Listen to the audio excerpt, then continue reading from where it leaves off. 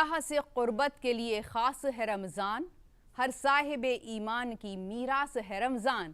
D D Urdu کی خاص پیشکش شان رمضان میں آپ سب کا خیر مقدم ہے۔ میں ہوں شازیہ۔ اللہ اللہ اللہ اللہ، رحمتوں، برکتوں اور عبادتوں کا یہ روحانی مہینہ آپ سبھی کو بہت بہت مبارک۔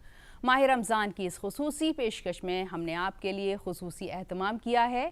ماہ رمضان کے مبارک موقع پر درس قرآن، درس حدیث اور حمد و نعت کی روحانی محفلیں تو ہوں گی ہی۔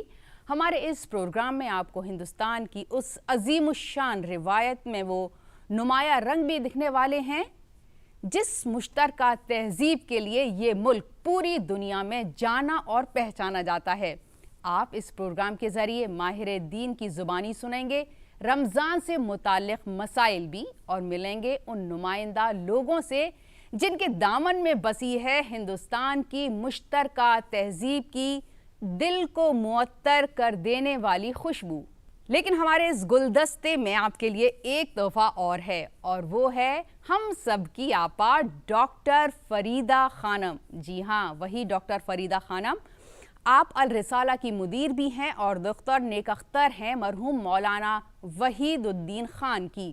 ہم آپا سے رمضان کی رحمتوں، برکتوں اور فضیلتوں کو سمیٹنے کے گر بھی سیکھیں گے اور کریں گے رمضان کے حوالے سے بہت سی باتیں۔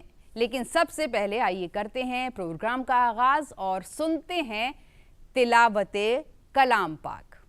اعوذ باللہ من الشیطان الرجیم، بسم اللہ الرحمن الرحیم۔ یا ایہا الذین آمنوا کتب علیکم الصیام، كتب عليكم الصيام كما كتب على الذين من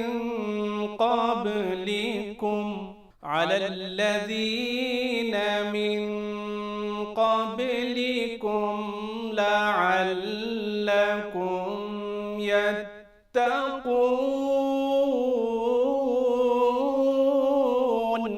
أياما معدودات، فمن كان منكم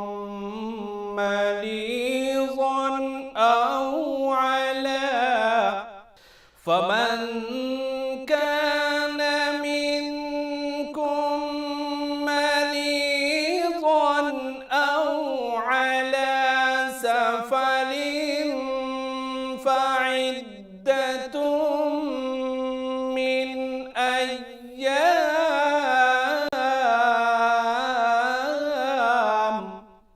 أو على سفر فعدة من أيام أخر، وعلى الذين يطيقونه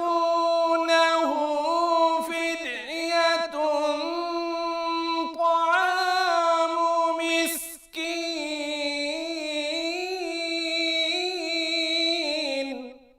فمن تطوع خيرا فهو خير له،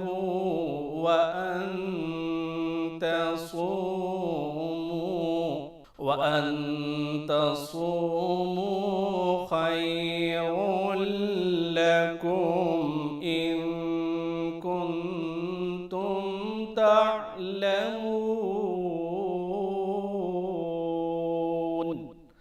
صدق اللہ العظیم۔ تلاوت کلام پاک کے بعد ہم درس حدیث بھی سنیں گے، لیکن اس سے پہلے رمضان سے متعلق کچھ تاریخ کی باتیں۔ آج پہلا رمضان ہے اور رمضان کی پہلی تاریخ کو ہی حضرت ابراہیم علیہ السلام پر آسمانی صحیفہ نازل ہوا۔ इसी के साथ आइए हम सुनते हैं मौलाना शमून कासमी साहब से दर्स हदीस।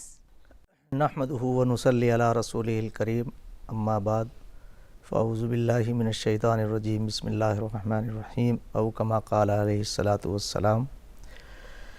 रमज़ान मुबारक, जैसे अभी आपने तिलावत कुरान पाक में कहा कि हमने तुम पे रोज़ा फ़र्ज़ किया है, तुम पर भी और तुमसे पहली उम्मतों के ऊपर भी, और इसका माहल हासिल ये है कि ताकि तुम गुनाहों से बचने वाले हो और मुत्तकी और परहेज़गार हो। और ऐसा नहीं है कि हमने तुम ही पर रोज़े फ़र्ज़ किए हैं, बल्कि तुमसे पहली उम्मतों के ऊपर भी फ़र्ज़ किए हैं। फिर आगे ये अहकामात भी हैं कि किस तरह से जो है रोज़ों की अहमियत क्या है। तो रसूलुल्लाह सल्लल्लाहु अलैहि वसल्लम ने कहा कि देखिए, ये रमज़ान का महीना तुम्हारे लिए रहमतों का महीना है, और कुरान पाक इसी महीने के अंदर नाजिल हुआ है लोहे महफूज से। और आप सल्लल्लाहु अलैहि वसल्लम के ऊपर जो पूरे रमज़ान के अंदर जो कुरान पाक नाजिल हुआ, और उसी को हम तरावियों में पढ़ते हैं, और अल्लाह की रज़ा हासिल करने के लिए, और अल्लाह की रज़ा इस तरह से हासिल करने के लिए कि हम दिन में रोज़ा रखते हैं और रात को हम शाम को हम तरावी पढ़ते हैं, और उसका तसलसल पूरे महीने चलता रहता है। और ये एक ऐसा महीना है कि जिसमें हमें ये मौका अल्लाह पाक ने दिया है, हमारे मालिक ने, और हमारा मालिक वो है जो तमाम कायनात का, तमाम आलमों का पालने वाला है। रमज़ान का महीना कितनी बरकतों का महीना है, और ये क्यों, अगर आप इसका साइंटिफिक तौर से देखें और मेडिकल के तौर से देखें तो एक महीना, और ये इसी में नहीं, एक महीने के रोज़े जब हम रखते हैं और रोज़े रखने के बाद हमें भूख और प्यास का जो एहसास होता है, तो एक तो ज़माने में जो हम उन लोगों के ऊपर नज़र डालते हैं कि जो तमाम बहुत सारी चीज़ें उनके पास मैसर नहीं हैं, और हमारे पास हमें उस मालिक ने हमें अता की हैं,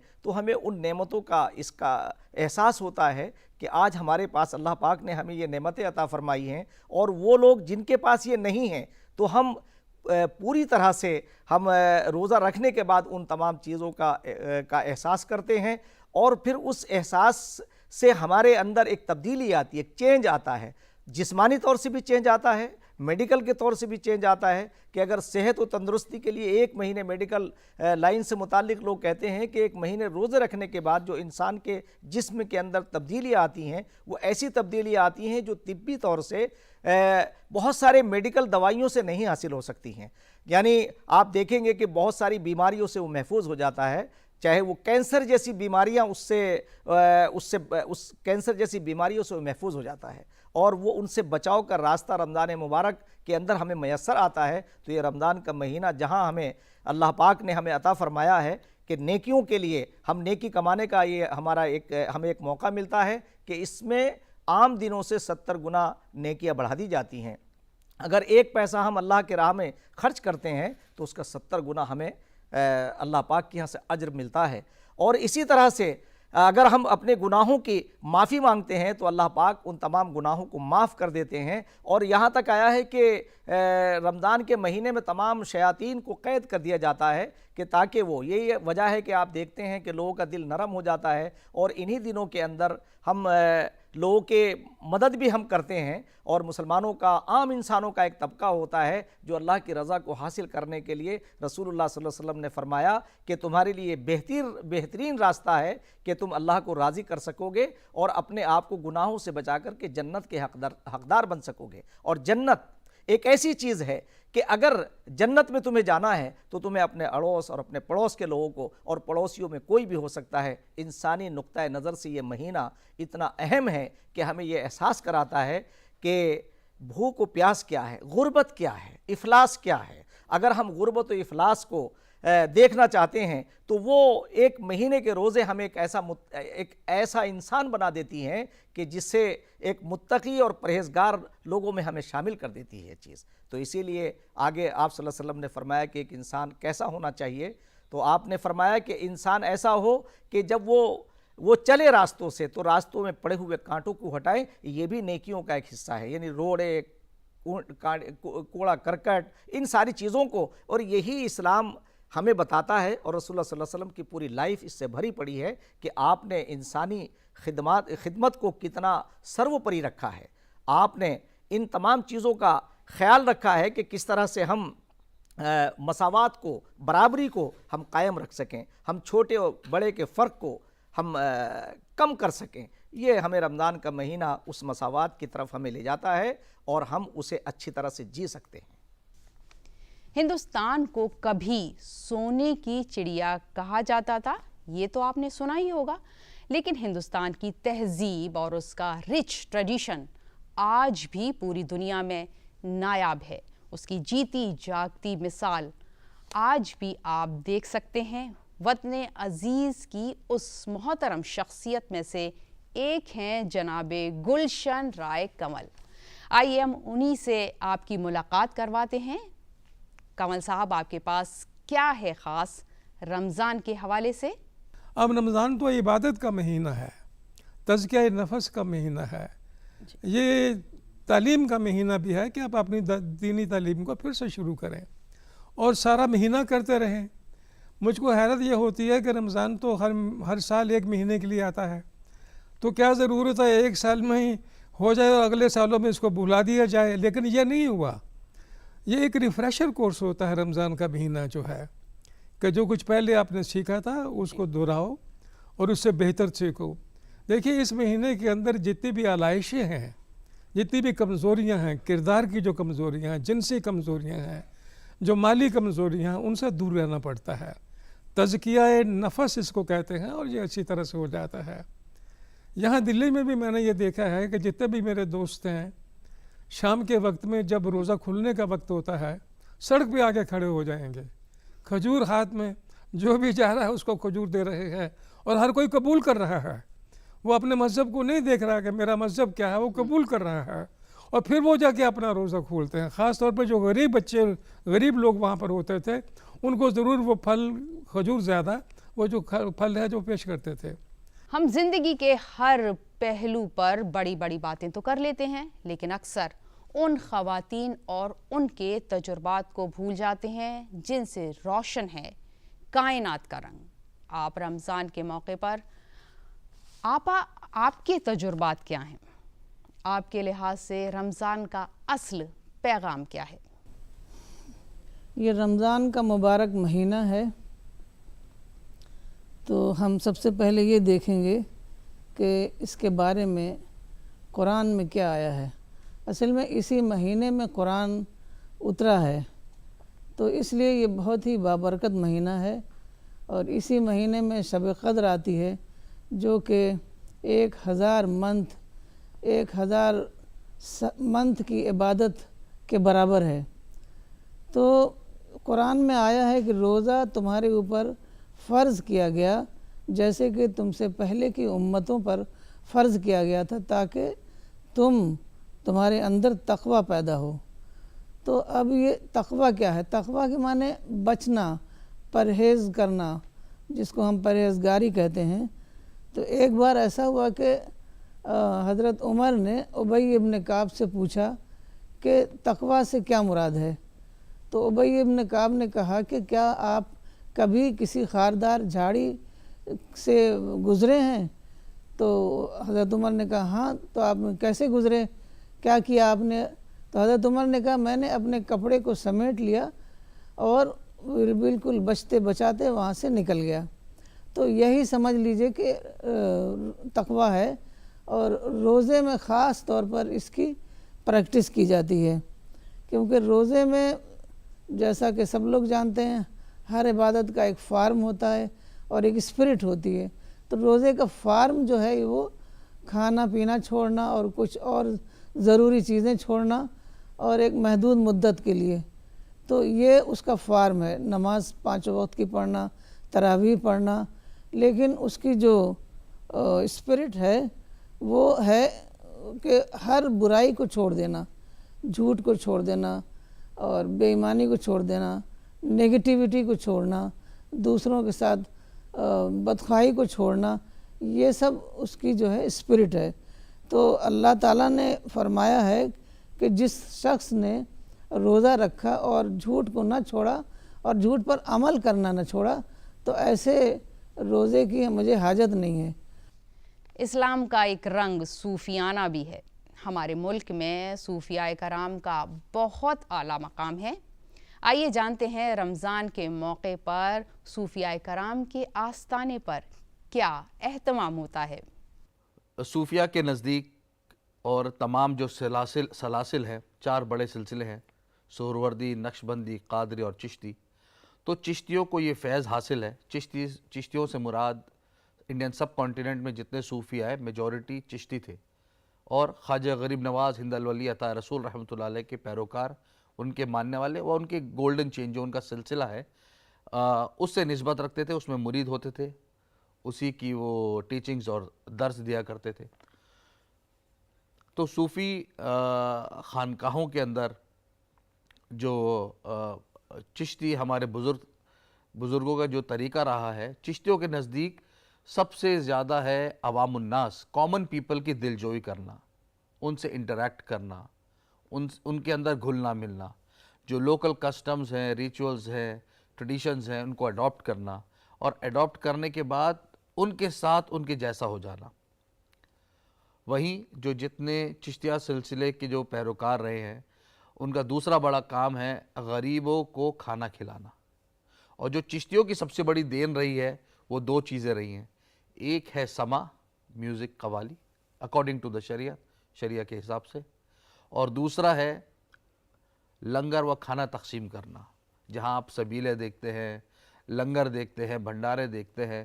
یہ میڈیویل ایجز میں، یعنی کہ 11ویں 12ویں شتابدی کے بعد ہندوستان میں اس کا چلن بہت کھل کر ہوا، اور آج 21ویں صدی میں 21 سینچری میں ہم دیکھتے ہیں کہ کوئی تیوہار ہو، کوئی پروگرام ہو، صوفیہ نہیں، صوفیہ کے علاوہ بھی دوسرے مذاہب کے لوگ، دوسرے back ground, cultural back ground سے رشتہ رکھنے والے لوگ بھی اب اسی رسم و رواج پہ چل پڑے ہیں۔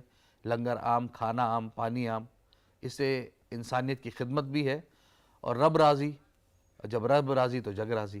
رمضان کے مہینے کا بھرپور فائدہ اٹھانے کے لیے روزے اور عبادات میں مشغول رہنے کے لیے ہمارا صحت مند رہنا بہت ضروری ہے۔ تو آئیے صحت کی بہتری کے لیے رخ کرتے ہیں سیگمنٹ صحت اور رمضان کی جانب، اور بات کرتے ہیں حکیم عارف زیدی سے۔ زیدی صاحب، سائنس کے اعتبار سے روزے کی اہمیت کیا ہے؟ روزہ، فاسٹنگ یا برت جو بھی آپ کہتے ہیں، یہ کوئی نئی چیز نہیں ہے۔ اگر آپ پرانے اسکرپٹس اٹھا کر دیکھیں، میں ریلیجنس کی بات کر رہا ہوں، تو آلموسٹ تمام ریلیجنس کے اندر آپ کو فاسٹنگ کا ذکر ملے گا۔ آپ بائبل اٹھا کے دیکھ لیجئے، آئی بس ٹیل یو کہ بائبل میں 74 ٹائمز جو ہے روزہ رکھنے کا ذکر آیا ہے۔ اسی طرح سے جو اپنشد ہیں اس میں بھی روزے کا ذکر کیا گیا، فاسٹنگ کا ذکر کیا گیا، برت جس کو میں کہہ رہا ہوں۔ اسی طرح سے قرآن کے اندر روزہ رکھنے کی ہدایت کی گئی ہے۔ تو اور اسی طرح سے ہندوازم میں جو ریلیجن ہے اس کے اندر ہی برت رکھنے کا ہے۔ تو روزہ یا فاسٹ یہ کوئی نیا چیز نہیں ہے، ایک زمانے قدیم سے ہزاروں سال سے لوگ روزہ رکھتے چلے آ رہے ہیں، روزے کی پریکٹس کی جا رہی ہے۔ اس کے دیکھیں 2 پہلو آپ سمجھ لیجئے، ایک اس کی ریلیجس امپورٹنس، دوسری سائنٹیفک امپورٹنس۔ جہاں تک ریلیجس امپورٹنس کی بات ہے، جیسے میں نے اپنے ذکر کہا کہ جتنے بھی ایسی ریلیجس کتابیں ہیں ان سب کے اندر ہی روزے کا، فاسٹنگ کا ذکر ملتا ہے۔ جیسے میں نے کہا کہ بائبل میں تو 74 ٹائمز ہے، اور سب لوگوں نے اپنے اپنے اعتبار سے، سب لوگوں کا مطلب یہ کہ پروفٹس جو تھے اس پیریڈس پہ، جو بھی ان کے کہنا چاہیے کہ بینٹر تھے، انہوں نے روزے رکھے، انہوں نے برت رکھے اور لوگوں کو رکھنے کے لیے ہدایت کیا۔ جیسے میں آپ کو بتاؤں کہ جیسوس جو ہیں، جیسوس علیہ السلام، وہ 40 دن روزہ رکھا کرتے تھے۔ اسی طرح سے لارڈ بدھا 40 دن روزہ رکھا کرتے تھے۔ اس طرح سے ہندو ریلیجن میں بھی روزہ رکھنے کے لیے کہا گیا، سب کچھ ہے۔ جہاں تک میں نے آپ سے کہا تھا کہ 2 پہلو ہیں، ایک سائنٹیفک بھی ہے، جو فلاسفر اور سائنٹسٹ یا کہیں دانشور ہوئے ہیں، ان میں آپ کو کچھ لوگوں کے نام بتاتا چلوں۔ پائتھاگورس ایک one of the famous and بہت ہی کہنا چاہیے امپورٹنٹ فلاسفر اور سائنٹسٹ گزرا ہے۔ ان کی فلاسفی یہ تھی، وہ اپنے اسٹوڈنٹس کو پڑھانے سے پہلے، اسٹوڈنٹس کو درس دینے سے پہلے وہ کہتے تھے کہ اسٹوڈنٹس پہلے 40 دن روزہ رکھیں، اور ان کا کنسیپٹ یہ تھا کہ روزہ رکھنے سے، 40 دن کا روزہ رکھنے سے ان کا باڈی کا اور بلڈ کا پیوریفیکیشن ہوگا، ان کی مینٹل ایبلٹی بڑھے گی، اور اس کے بعد ہی ان کے لیسن کو کنسیو کرنے کے مطلب سمجھنے کے قابل وہ اسٹوڈنٹ ہو سکیں گے. Now you may understand the importance of the roza, that it is enhancing your mental ability, enhancing your physical ability. On the other hand, Plato also it is one of the important person. وہ کہتے ہیں کہ mental health اور physical efficiency کے لیے fasting کرنا ضروری ہے، اور وہ اپنے اسٹوڈنٹس کو اس بات کی ہدایت کرتے تھے کہ فاسٹنگ کیجئے اس سے پہلے کہ آپ پڑھائی شروع کریں. As far as Unani medicine is concerned, Hippocrates is known as the father of the medicine. Hippocrates and Galen also, وہ بھی یہ اس بات کو ایڈوائز کرتے تھے کہ باڈی کی پیورٹی کے لیے روزہ رکھنے کی بہت اہمیت ہے، روزہ رکھنا چاہیے، اور روزہ رکھنے کے لیے کہا کرتے تھے. So that you may understand from my point of view کہ روزے کی کتنی اہمیت ہے ریلیجیسلی اور سائنٹیفک. بہت بہت شکریہ. آئیے اب رخ کرتے ہیں نا تو ہم کے سیگمنٹ کی طرف اور ملاحظہ فرماتے ہیں. نادان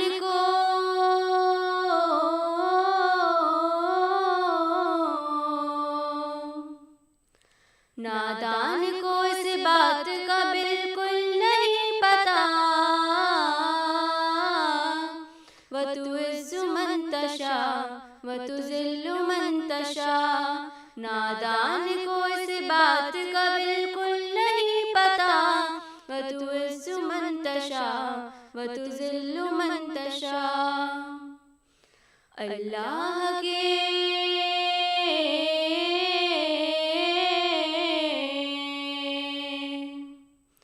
اللہ کے حضور یہ ہوتا ہے فیصلہ، وَتُعِزُّ مَن تَشَاءُ وَتُذِلُّ مَن تَشَاءُ. اللہ کے حضور یہ ہوتا ہے فیصلہ، وَتُعِزُّ مَن تَشَاءُ وَتُذِلُّ مَن تَشَاءُ. جھوٹی نوازشات کی بارش فضول ہے، مجھ کو ذلیل کرنے کی سازش فضول ہے. جھوٹی نوازشات کی بارش فضول ہے، مجھ کو ذلیل کرنے کی سازش فضول ہے. میرا قدم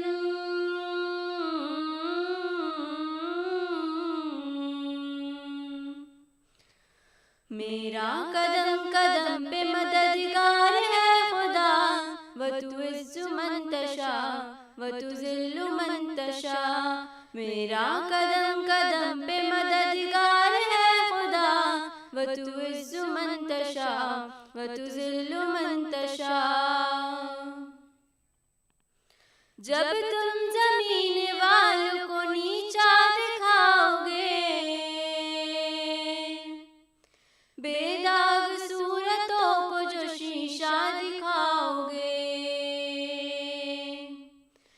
جب تم زمین والوں کو نیچا دکھاؤ گے، بے داغ صورتوں کو جو شیشہ دکھاؤ گے، آئے گی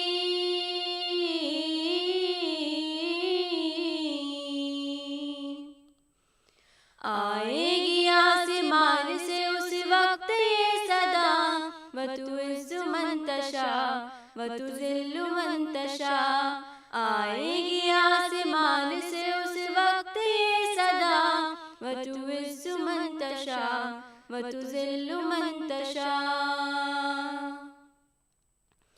بنجر زمیں پہ پھول کی چادر بچھائے وہ، پتھر کو موم کو پتھر بنائے وہ. بنجر زمیں پہ پھول کی چادر بچھائے وہ، پتھر کو موم کو پتھر بنائے وہ. اس کی رضا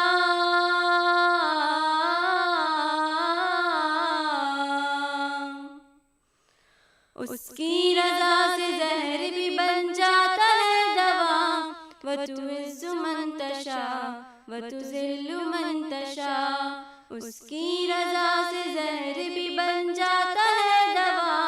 وتعز من تشاء وتذل من تشاء.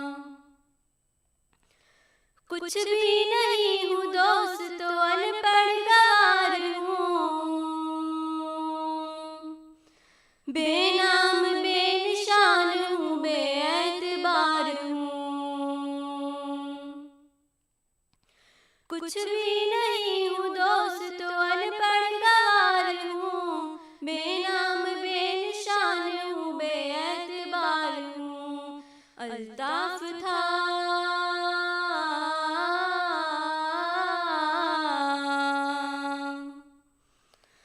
الطاف تھا میں اس نے بنایا مجھے ضیا.